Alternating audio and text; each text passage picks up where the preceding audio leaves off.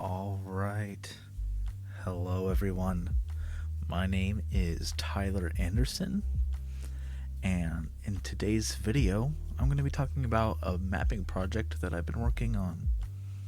So, let's just jump right into it. For our introduction here, I just want to let you know we're going to be talking about the population that I want to focus on, the methods I did for this project, the results, a quick literature review, and then we'll have some final thoughts at the end.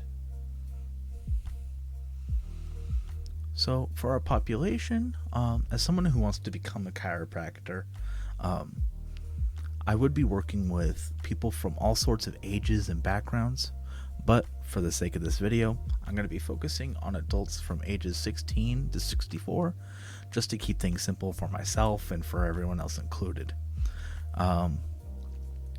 Many adults own homes in the areas that we'll be looking at today, so that'll be playing a big role for this project. So methods. Starting off in methods, I chose to do my project on South Salem, Oregon and Four Corners, Oregon. You can see them circled in the image to the right here. The reason I picked these locations is because I know them well and for different reasons. South Salem has a generally high socioeconomic status, while Four Corners has a generally low socioeconomic status. It's easy to tell the difference of these neighboring areas just by driving through the main roads. Now, I picked these two locations because of the odd distribution of income between the two sides of the city. If you look at these two pictures here, it shows that the paying wages of jobs shown by the shades of color. In the picture on the left, the darker red shows where the low wage jobs are located. Conveniently though, that's the same area as Four Corners, Oregon. On the other hand, we have the green photo of the city showing the high wage jobs, where the darker area is represented by South Salem and West Salem. Now, in order to get a good idea of what the differences would look like, I went to parks on both sides of the city and walked around. From a walkability survey designed by an organization called Health by Design, I checked out paths, the quality, if the sidewalks are lit, if there's garbage on the ground, do I feel safe around there, and a lot more. I will actually link the PDF file for the walkability survey that I use, so that way anyone can use it in their own neighborhood if they want to do that themselves. I focused on a half-mile radius around each park to get an idea of the communities. The circles in these areas represent the walkable area around each of the parks. We'll talk about more of the results of the survey in a minute because I want to talk more about these parks in particular. So first is Royal Oaks Park. Now, since my professional focus is on most age groups, I decided to pick a neighborhood park that sits in the middle of a community in northeastern Salem. It's surrounded by churches and a couple of schools. In my opinion, this is one of the nicer parks in the area. There's just a lack of walkability options in the surrounding area. This park has some play structures in the center of the park with a covered area next to it for resting. There are several clean concrete paths that lead around the park, and the park has a lot of green spaces with tables and benches near many of the trees inside the green space. Now, there's very limited parking here, which kind of proves that the park was designed for that specific community. I actually felt uncomfortable walking in since it's surrounded by houses.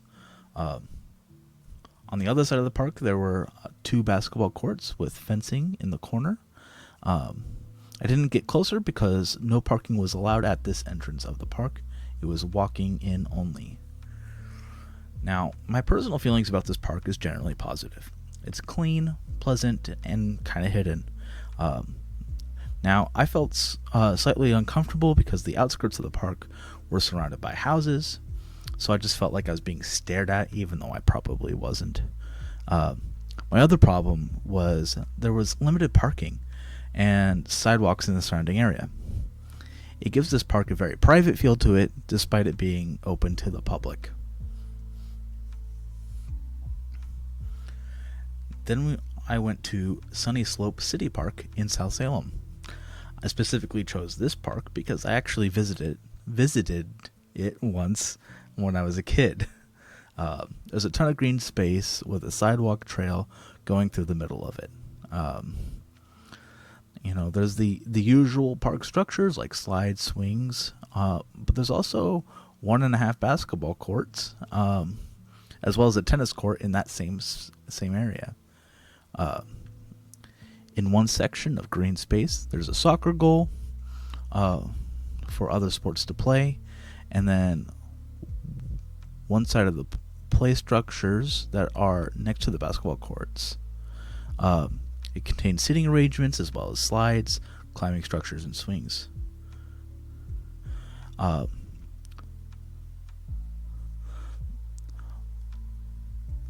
One full basketball court with a half of one further away closer to the park. The fence helps with not losing the ball, as well as letting people know not to walk through the court in the middle of a game.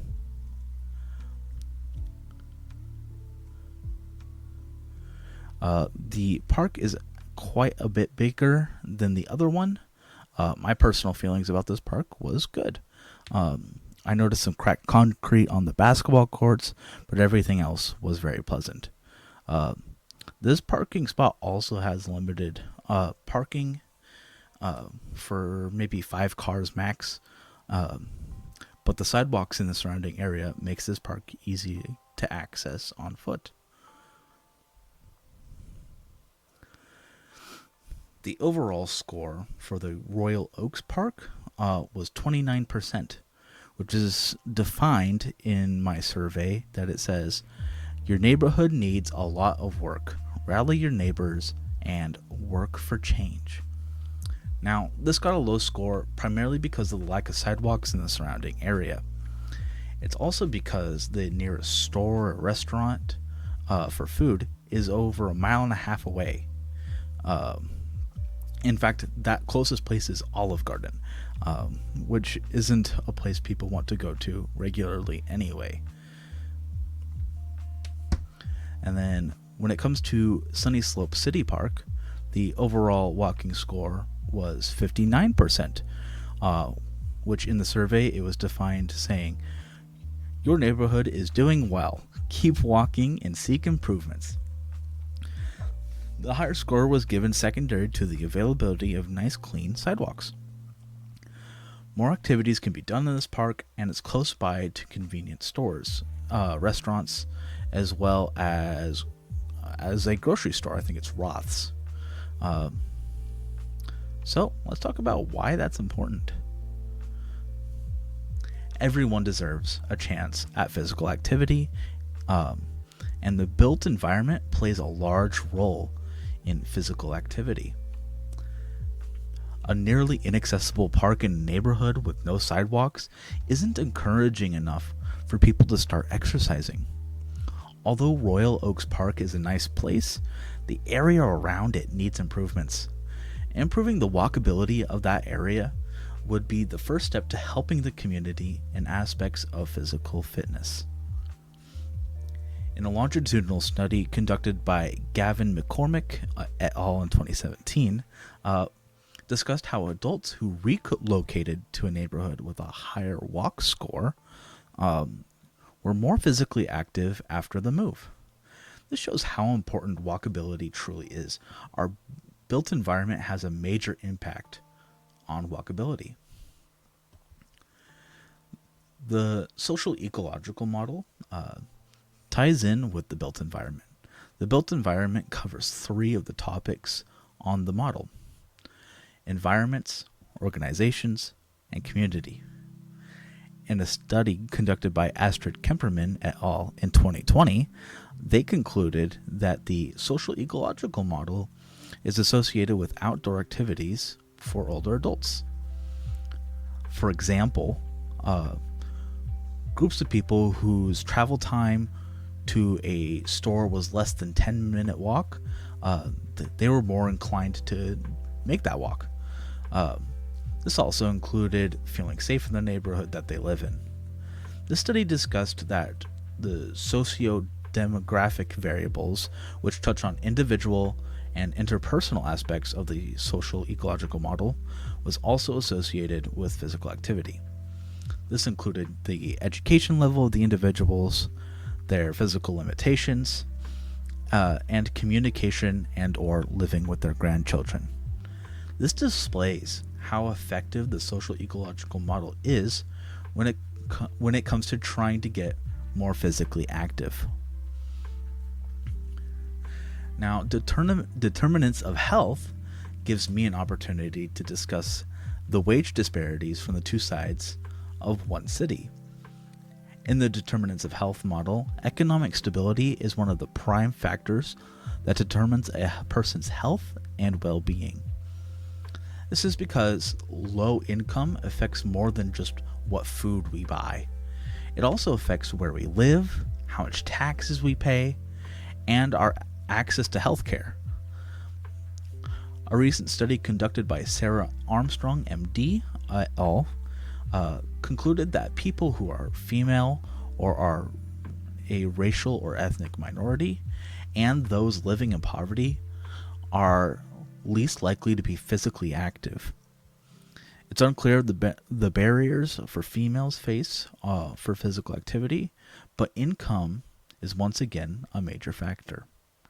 And this also touches back on a few slides ago where I talked about wages of jobs separated by the location inside the city. Now, we can't have all this information talking about how physical activity is important, but not talk about why it's important. So, Susan Carlson, PhD, et al., surveyed adults who lived in a walkable neighborhood and asked about what they believe is important in physical activity. Now, most of them knew that exercise is important, and that, and they also knew that most Americans don't meet the recommendations. What they didn't know was the specific benefits from physical activity. So, physically speaking, we gain muscle mass, we can expect some weight loss, and we can improve our motor skills. Physiologically speaking, we can reduce the risk of heart disease, we have healthier blood pressure, and we can improve our sleep with physical activity. We can also decrease stress, lower levels of depression, and help with memory and multitasking. There's a lot of benefits to physical activity, and it starts with us to take advantage of these benefits. For some final thoughts, I actually want to present this to the City Council of Salem, Oregon, to better benefit the people by building a better community. Now, I know that under this government, it's extremely difficult to make changes such as income to individuals' lives, but we all know how much income is important to individuals when it comes to health and well-being among my fellow Americans. Income not only affects one person, but it can affect a whole community. Just take a look at South Salem. I want the same level of opportunity for physical activity that the people in South Salem have to also be in the Eastern Salem area. This also includes the built environment. That'd be adding sidewalks into the neighborhoods while also lighting it up. All of this would increase safety and foot traffic in other areas of our city. Now, lastly, I want to mention some takeaways that are a little bit separate from this presentation. I want to mention my own personal growth from working on this project. First is video making. I downloaded a program called OBS, also known as Open Broadcast System, where I learned how to record, add sounds, and I can even stream these live onto YouTube if I wanted. It's been great learning about it. I want to use this in my future career to make public videos about my practice and possibly doing some at-home teaching through YouTube. I also learned more about Canva. It's a website to help you use your creative side. It helped me find pictures for these slides and make the slideshow more entertaining. I'm probably going to use this more in the future to make pamphlets or special emails regarding chiropractic. I also learned I learned how truly important physical activity is. Throughout my undergraduate career, I knew that exercise was important, and that is good for preventing diseases and such, but now knowing it does much more than preventing diseases and giving us muscles, I can truly appreciate what exercise does for us. It's more than a medication than some of us actually think. And so I want to be applying this more in my future career. I'm thinking of even adding a gym into my practice to see how that goes. So with that, I'll let you guys take a good look at my references. You can pause if you want to read them more. And lastly, I just want to thank you for watching. So thank you.